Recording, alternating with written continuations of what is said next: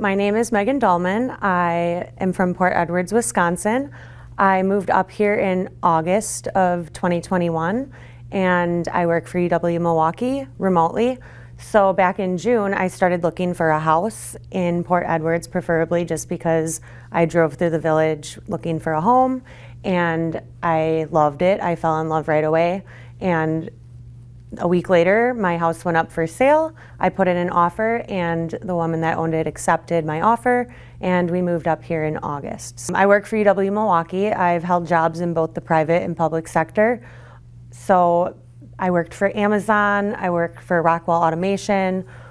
If you have any questions about that, feel free to contact me. And I also, now I work for UW Milwaukee, like I just said, in University IT Services.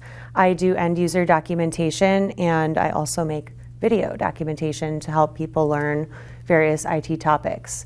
The reason I'm running for village trustee is because I saw they were looking for candidates, and I thought, hey, I like to get involved. I like to meet people. I am very open as a person, and I like to listen to differing perspectives. So I thought I might be good for the role. I hope you think so too. Hello, my name is Caleb Mcgregor, and I am running for our village board for the position of trustees. I am the pastor at Port Edwards United Methodist Church. I'm a member of the local Sunrise Rotary Club, and I've been involved in a whole host of community-related organizations, such as the Lions Club and several ministerial alliances and the community events and community services that they have put on. I am a new face to the area, but I am still looking for concrete and productive ways to get involved in my community. Hi, my name is Lon Radke. I'm running for village trustee for the village of Port Edwards here in Wood County. I used to be a police officer for the village for many years. I'm a family man. My wife is Paula, and I have two children, Jeff and Savannah. Both of them are graduates of the Port Edwards High School. Hi, my name is Eric Saylor, and I am once again running for the village trustee to represent you in the village of Port Edwards. I've been elected as a trustee since 2015.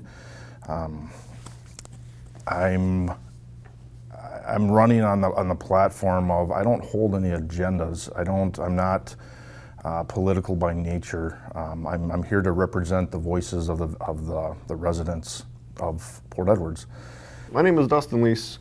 I am currently running for a village board trustee in the town or the village of Port Edwards. I'm married. I have 6 combined kids with my wife. We've been living in the village of Port for, I think about 7 years now. Currently I work for the city of Wisconsin Rapids as a firefighter, critical care paramedic. I have for 13 years. And I'm hoping to bring new ideas and hopefully just do good for the village.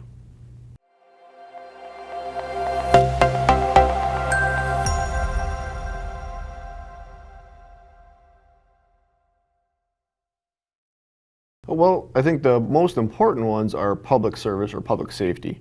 So your police officers, your firefighters, your paramedics, your first responders that come from the fire department as well. Those are the people that we call in the time of need, and I think having those are very, very important to any municipality or village, that they have a good, strong public service sector. Also, the people who, the public works as far as clearing the streets and that kind of stuff, they also are very important to everybody in the village. And usually, if we have a storm that comes through, they need to come and clean the streets up, whether it be snow or, as we've seen lately, a lot of the strong thunderstorms that have knocked over trees, and they've needed to come clean those up for us. We can operate on our daily basis like we like to. As a village board trustee, I just would try to be very fiscally responsible in how we manage the funds that they need, but also relying on their police chiefs or their fire chiefs or the street department leaders. Just because we put those people in that position to run those departments, we should rely on their expertise, because we don't always have the best expertise in each individual area. Okay, so the services that I think are most important to the village would probably be our police department, obviously, our public safety, so fire, EMS, Also, the Public Works Department, I know we get a lot of snow and we have a lot of trees and stuff, so having that for our residents to be able to have, for example, they go around and they collect the sticks. I thought that was really wonderful when I moved up here because I'm from Milwaukee and we did not have that there.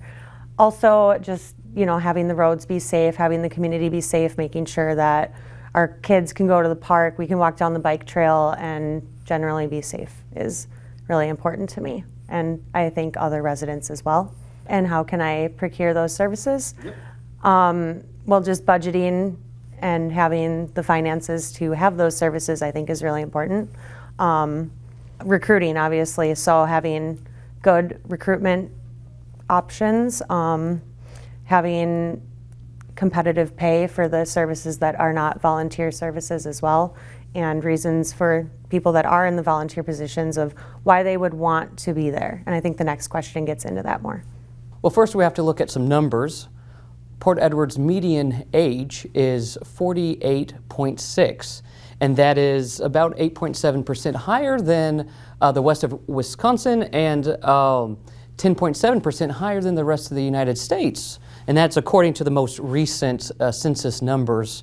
So we're a slightly older community, but we are still very vital, active, and outgoing. So I believe that the services most important to our local residents will be those geared towards older adults, but also those that lead to a better quality of life for all ages, for our children and grandchildren as well. Services that protect and sustain life in Port Edwards will always be of utmost priority. Fire, police, emergency medical services, water and utilities, of course. And then services that promote a better quality of life as well as always of next importance. And I believe that it is already in the DNA of the Port Edwards people to work toward a good valuing and enjoyment of life as well. I see it on our streets and in our yards and in our homes, in our parks and schools as well. There's a community pride and that quality of life that we share together as a community has been close to the heart of the Port Edwards people for a long time. And as someone who's new, I see that. I saw it right away, and I want to be a part of that. A trustee of the village might not always be directly involved in the provision or administration of village services, but they should always be a source of information as well as being the voice of the residents at the village level.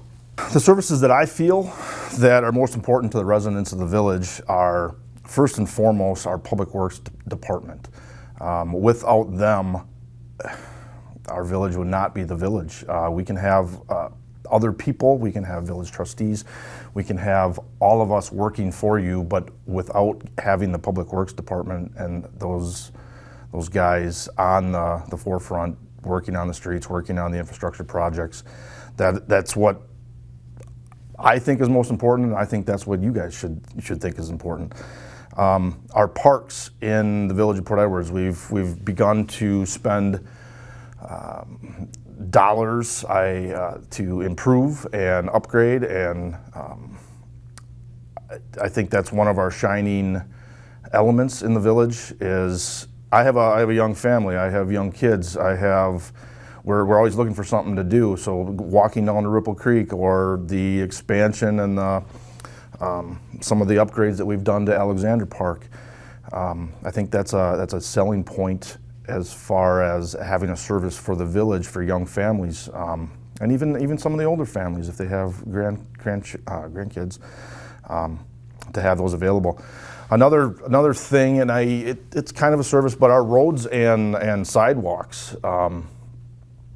I've listened to a lot of other meetings from other municipalities, and it's always an issue. And I think with what we've been doing on the roads and the infrastructure, we have an old village, and having that infrastructure, it's aging, and we're putting tax dollars, we're putting grant money, we're putting other resources in to slowly upgrade and repair those roads and sidewalks so that they can be used and enjoyed for the next 40, 50, 60 years. And the other thing I just want to go back on the Public Works is the Public Works Department, we've made a switch, I would say, in the last 5 years where I don't say we, I'm not a Public Works employee, but the guys that are on that department, they do the majority of the work themselves. We're not hiring that out, so that's saving money. So a lot of the painting of curbs, a lot of sidewalk repairs, a lot of anything that they can do, the painting of infrastructure, the replacement, the upgrades, we're not hiring that out. By hiring those out, we're creating a lot more expenses, and we're now having the people there to be able to take care of some of this stuff. It creates lower costs, which eventually get back to the residents. Okay, I think the most important services for the village are, of course, emergency services, streets and roads, water. We have many great services right now in our village, leaf pickup. We have excellent employees. I just want to continue them services and be able to make sure that we're financially able to.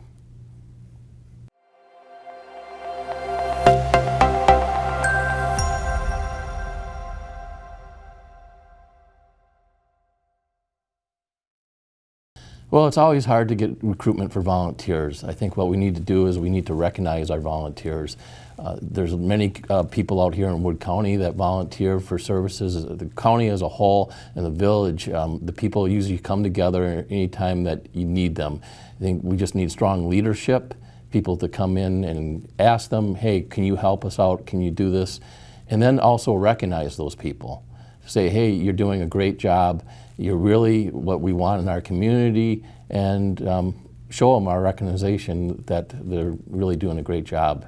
And I think just make them feel like family. So I have been on the local volunteer fire department for the last 20 years. I hold the rank of captain on there.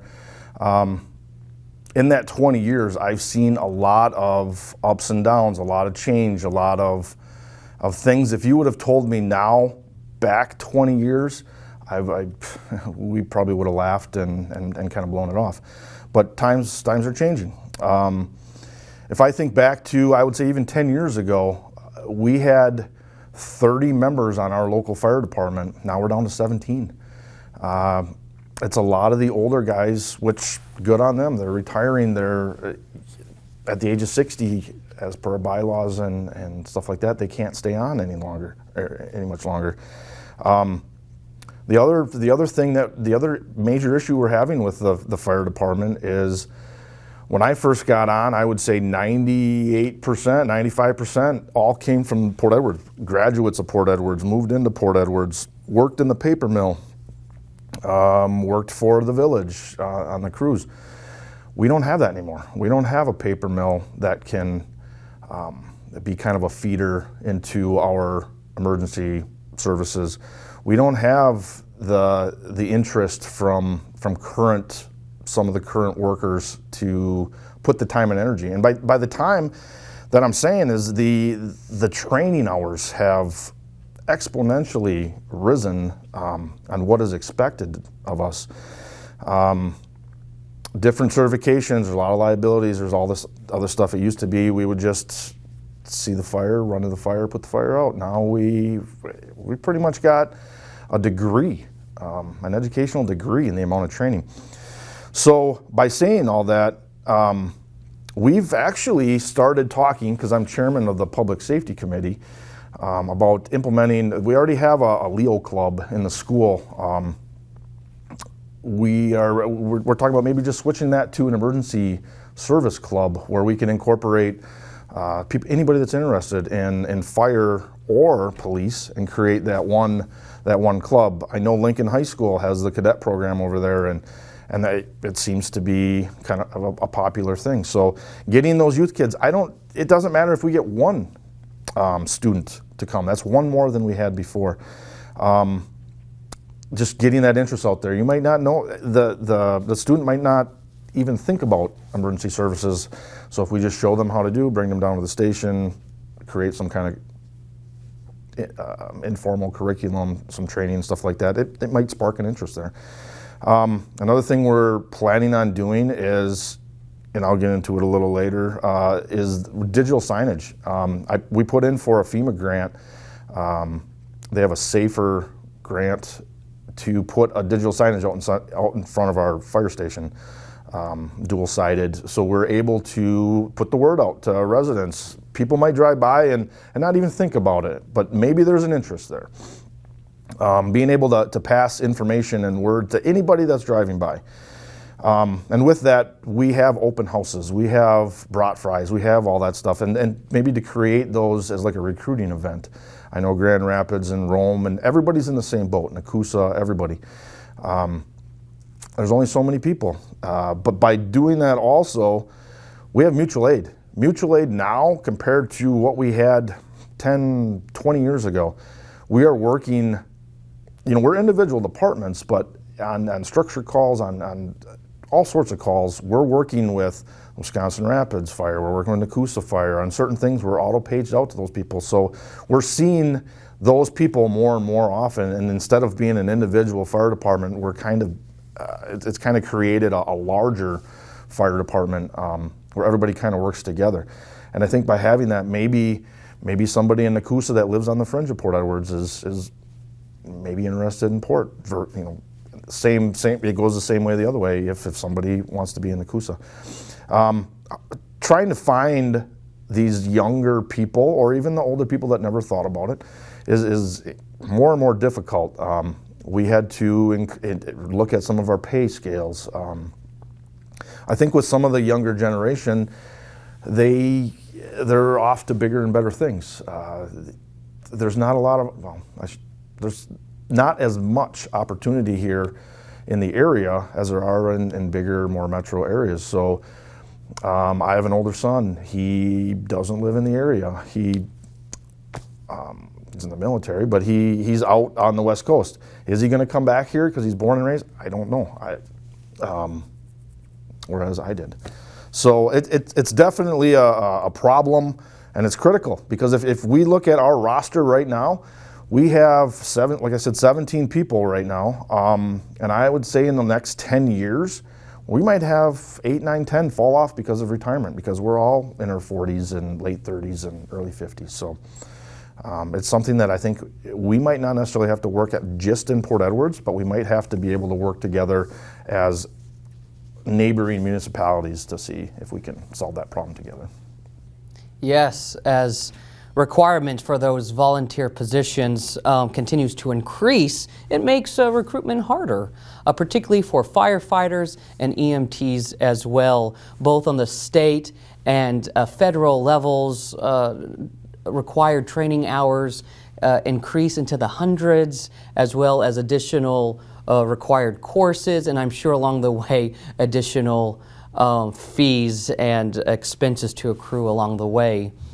Volunteer numbers may be down across the spectrum in our society within every kind of organization, but volunteerism, I believe, is not down. Even young people have a heart for volunteering. It's just that often organizations have largely forgotten the ultimate why behind what they do, their reason for being. We often fail to inspire sometimes.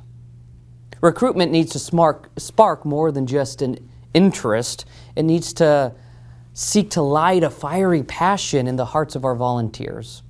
All you have to do is look at our current volunteers, and despite the tough work that it can be, and is sometimes, you can't do it without a fire in your bones.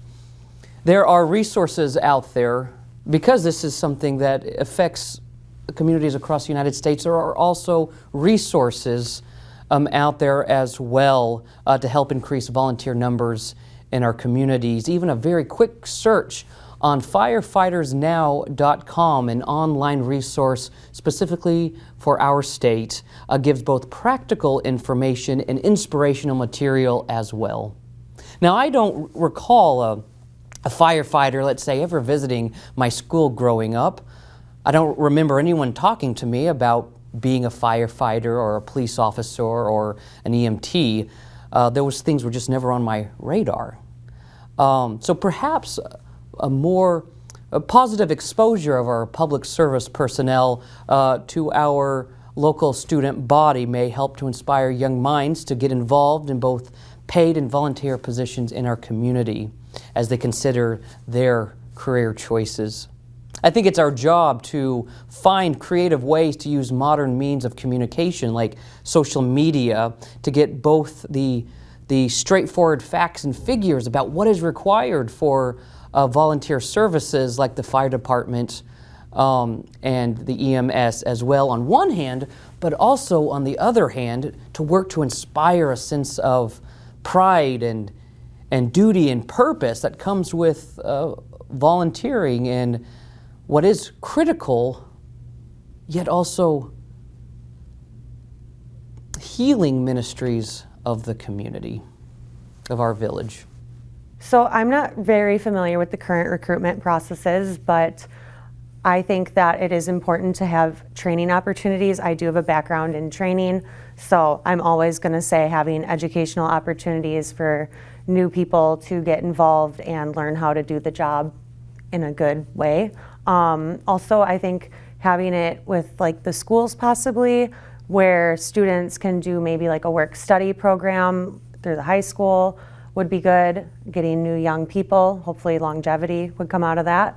And then also having good ways of recruiting. So what comes to mind for me is maybe posting it in the City Times for people to find the job or the volunteer opportunity. And then also social media, I know is a really big thing for people. Facebook, you can post it and then share it with others like, hey, I think you'd be good for this role. I think that would be great. And then maybe LinkedIn as well. Well, those ones are very hard to do. Even where I work right now, we have an open spot and very few applicants for our open spot, and that's for a full-time career job.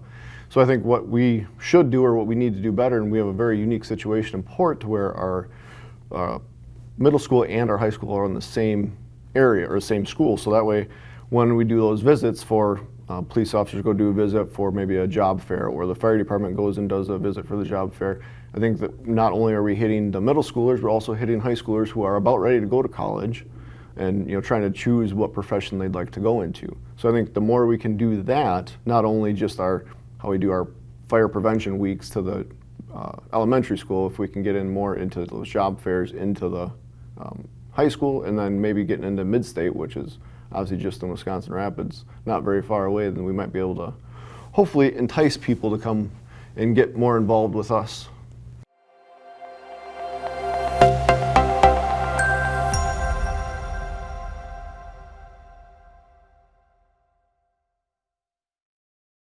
As far as I know, the budget shortfalls that I think we have, or from what I've heard or understand, is our sanitary budgetary shortfalls. And right now, I believe the village board is looking at possibly taking out a loan to help offset those costs, plus also raising the rates. Honestly, I would like to be part of that solution and work with current village board members to try to find a way to make that better for us, for as far as everybody in the village, and work towards those answers and be a solution to the problem that we have. So I think they are doing good budget-wise right now, from my understanding. How to set priorities with a limited budget. So obviously what is necessary would be how you would probably prioritize. So based off of necessity, and then next would be equity. So is it fair for everybody? Do people benefit from those services? So, I mean, what comes to mind would be like water, for example. Everybody needs water. Clean drinking water, that's a priority because it's safety, and making sure that everybody has access to that would be a priority. Okay, that's a good question. I'm not really sure if there's shortfalls. I know that, like every community, we're facing increasing taxes, user fees. One of the reasons I want to run for village board is get more information, find out where these tax dollars are going and utilize them in the best way we can for the village residents. And also to bring people into the community, of course, that brings in more tax dollars. So I just want to actually find out where the most dollars are going and make sure that they're utilized in a proper way. Well, right now, the Village of Port Edwards is financially sound, and that has been our primary story for a while now. We have little debt, and with no major expense items looming at us in the future, except for the basic fact of inflation, increase of payroll, increase in insurance, and things like that we'll have to deal with when they come. Prioritizing our budget should be based on the general welfare of our residents first, especially the most vulnerable among us, as well as the general functioning of our infrastructure. I believe we should be proactive in maintaining our facilities and infrastructure and not fall into what we might call deferred or retroactive or reactive maintenance, waiting until something breaks down. I think the wisdom throughout the years is that we save money when we keep up with our maintenance rather than neglecting what we have been given. So to summarize, I'll say people and their welfare comes first. Our budget should be about protecting and sustaining life here. And then it should be about giving quality to that life. Those are my two priorities. When it comes to the budget, if you look at Port Edwards, I mean, we had the mill shut down. With that, we lost a lot of tax base. We lost a lot of jobs in the village. So our assessed value has decreased every year. In 2011, our assessed value was over 107 million. In 2022, it's at 94 million. That's a lot of millions when we're talking a $2 to $3 million budget every year. Expenses continue to rise. Just go look at your gas pump right now. Fuel costs. When we put the budget in November, we're anticipating plus or minus, a couple pennies on what fuel costs are going to cost us for the year. We're in March. Things are hurting. With fuel costs come project increases, supply issues. Everything's going up. Insurance has gone up. Payroll has to go up. We have to pay our employees a competitive wage to continue to work for Port Edwards. If we don't, anybody can move anywhere. So with all those expenses come issues. We'd like to do as much as we can for the village residents, but with limited funds, it's hard to do everything in that 1 year that we plan. There might be some things that have to move to next year, or maybe we can move some things up. We currently have been cutting operating costs about 3 to 5% every year since I've been on the board. I don't think we can sustain that. I mean, eventually there's only so much meat on the bone that you can keep cutting off. And with expenditures going up, we just have to figure a way how we can do projects. Maybe we do less projects, but we do them a little better. Maybe we spend a little bit more money on one certain project instead of 3 projects, spending, maybe cutting some corners. One thing with the budget, though, is we're the last one to the table. If you look at our budget, we got property tax, everybody that pays property tax, all the taxes and the stuff, state gets their first whack at it. Then the county gets their whack at it, which they're creating a jail, or they're building a jail, so prices have gone up. Mid-state gets a whack at it. The schools with referendums and stuff, they get a whack at it. After all those cuts have come out of that property tax money, we get what is left over. I don't know the numbers for sure. I want to say it's between 15 and 20% is what we get out of property tax. So the rest is gone, already out of the village. We don't get to see a lot of that money. And we don't have a say in a lot of that because of new jails or referendums, different people. You all get a vote on that, but the end result we have to clean up. Like I always say, is I always want to take a trip to Disney World. But if I can't afford to go to Disney World, I'm not going to Disney World. There's only so many $20 bills in everybody's pocket. So if there's projects and budget shortfalls, like I said before, we are not going to be able to do those things. I like to believe that I'm a good steward of public dollars. It's not my dollars. I only pay a certain percentage because of my property tax, but we have to be accountable for every dollar that's spent. So by planning to buy this or do that, we might just not be able to do that. So I don't look at it as a budget shortfall. I just look at it as it just maybe extends project timelines.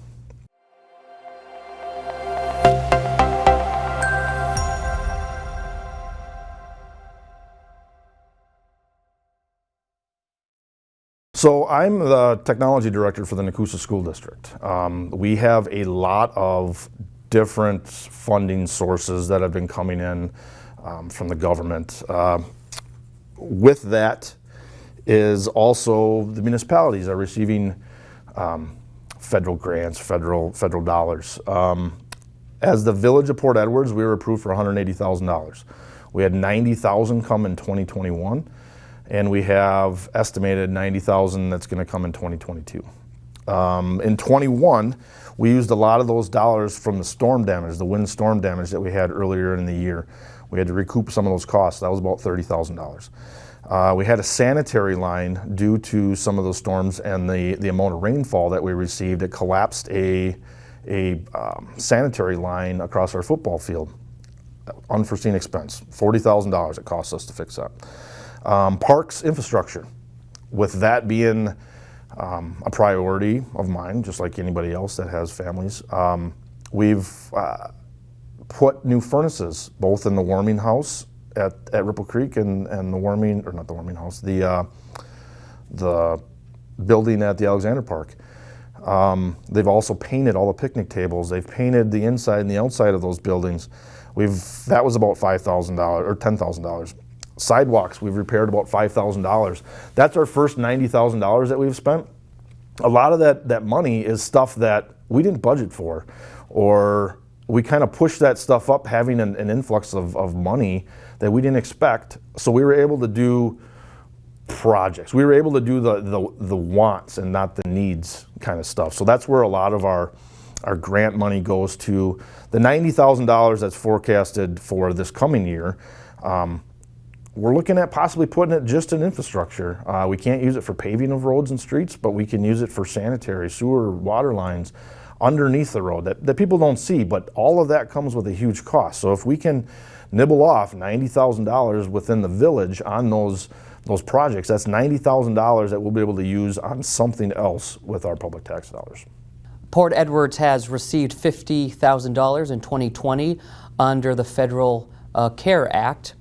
That was specifically used for reimbursements to expenses related to the pandemic. In June of this last year, we received another $90,000 from the American Rescue Plan Act, ARPA, and that was also tied to COVID. We are anticipating another $90,000 this year, which has already been earmarked for such things as better signage and sidewalks, and then also some other federal monies for roadways as well. So if any federal money is earmarked for such a purpose, I believe it should be used for that purpose, but if not, then I think they should be used first and foremost for the benefit of our residents. So, from my understanding, there is $180,000 in federal relief funding.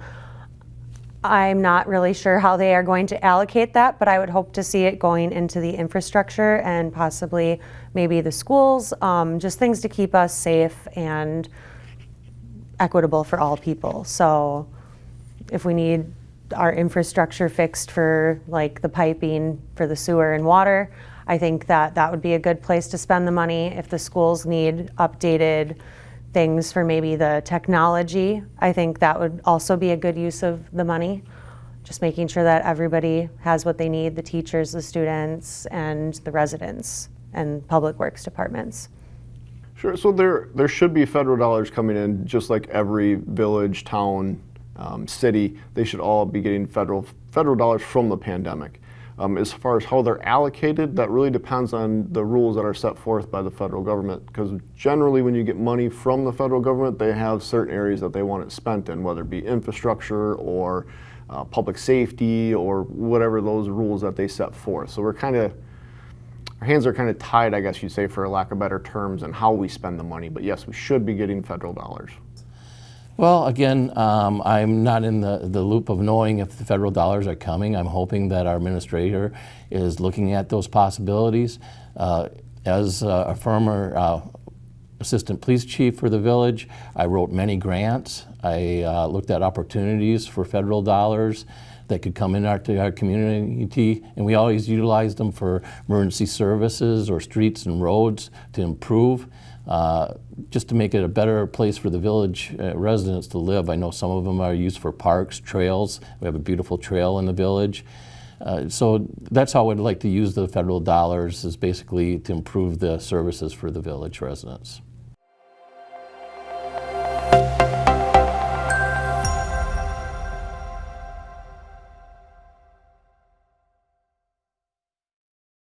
Well, what I'm looking at doing is a common sense approach. Look at, hey, what can we utilize the dollars for? And where do the people want the dollars to go to? I want to have an open ear to the residents. I want to know what their concerns are, and I want to bring them concerns to the village board and look at what we can do for those residents. I know that we've had some probably incidents where, of course, the mill closure is a big one. We've worked hard on that. I don't know if it's we're beating it to death or not, but we have to look at what we can do to bring people in. And the village is a beautiful community, and we have great services, we have great employees. We just need to look at where we can utilize most of the dollars. And again, I just want to use a common sense approach to basically take a look at the budget and see where we can utilize our resources for bringing more people into the village. I would like voters to choose me to serve on the board to hopefully bring some new ideas. Also work with our current village board to come with good solutions to our problems that we have. Living in Port, I don't think we have a lot of problems. I really enjoy our village. It's really nice, it's quiet. I trust my kids to go play at any park in the village at any time. But any type of problems that come up, I would really like to be part of the solution to making our village better every day and concentrate on a lot of public safety and being fiscally responsible. Having a family of 6 kids, I kind of understand the whole budget process, or needing to be fiscally responsible with monies that we have, and learn how to be better at allocating them for everyone.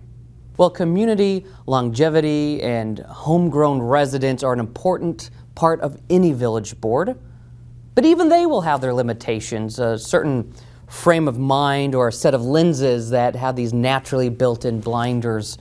And I hope to balance that. And it's no fault of their own, but I hope to balance that as a relatively new resident to the area. I believe I will bring to our village and board a fresh set of young eyes to see those things, as the commercial says, we have gone nose blind to. Those things we see, but we don't really see anymore. Those smells we don't smell anymore. But I do want to make a point very clear here. I am an ordained elder in the United Methodist Church, but I am not here to promote my religion or any religion. That would not be right of me. Instead, I am running merely as a positive-minded resident who cares about the good of this community that we share together. But it is in the nature of my vocation as a minister of the gospel to find ways forward to bridge polarized positions. I'm not particularly politically charged or seek to promote any views or positions of any party. But it is my job to bring people out of their so-called silos built around perhaps partisan political ideals and positions, to seek a way forward, perhaps a middle way. So I will serve as a positive and happy influence on our board, and I will always vote and act with a discerning mind and a heart that is concerned for every individual under my care. Thank you. Why should voters choose me, or why should you choose me? I would like to think that I care genuinely as a person. I care deeply about people. So I think you should choose me because I will always care about you. I'll always listen. I've done courses in conflict management and also emotional intelligence. So I like to think that I'm a very open person and that I listen well. I mean, you might have a different opinion of me, but that's kind of my opinion of myself. Also, just I have a young son, he's 7, and I want to see the village thrive for his future. We plan on being here for a very long time, and I would like to see more young families come to Port. I would like to see the schools thriving, all the students, and just safety in general is really important to me, and just having a good community. I really love it in Port Edwards, and I want to preserve that for all the residents and future generations as well. So, like I said, I've lived in Port Edwards my whole life. We moved here in 1979. I'm born and raised, graduated from Port Edwards. I have a young family. They're getting a little older now, but I have a young family. Port Edwards is my home.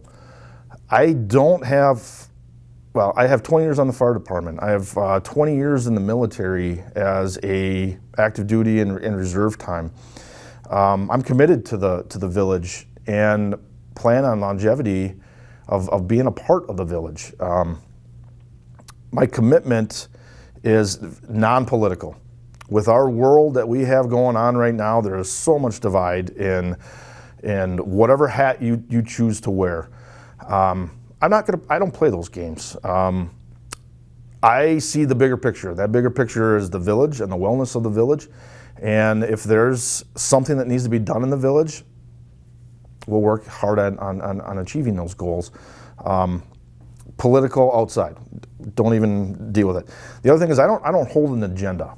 And by that I mean I've been on the board for 7-ish years currently, and I've seen people come and go. I've seen people get on the board just to prove a point. They don't agree with one thing. They get on the board, they achieve whatever they're looking for, and they get off. The 2 years, if I'm elected or re-elected, the 2 years that I'm willing to commit, just like I have in the last 7, I'm going to be there. I'm not going to be pushed out. I'm not going to be... One thing is, if you're taking the time to run for election and to commit your time, then you owe it to the residents to be there for them. Don't create an ordinance change so you can build a shed right next to your property line, and then as soon as you achieve that shed, you're done. I will not do that. One of the other things is the last 2 years, every year after the April election and who comes and goes, we have a nomination and a vote for vice president. It's a non-official term, but it's a year term just in case if there's an emergency and the president is unavailable. Those are nominated by the current trustees that we have, so the 6 of us, the president is not included in that. And the last 2 years, I've been nominated and elected as the vice president. So to me, that shows the trust and the support that I have from the other trustees and the dedication that they see in me that they're going to be able to work with them with. With the vote of the village residents, the work doesn't stop. The train keeps moving. We're not here just to achieve goals from that first year and then we're done and we got to look for stuff. Doesn't matter if people leave, people come. The goal is the village, and the goal is to keep improving the village and making it a better place for all residents. We have some upcoming initiatives and some projects with Nepco Lake coming back to us. We have some public works projects that I'm interested in. I hope to carry on with your trust, and as a village trustee, I think we have a bright future, and I look forward to still supporting this great community.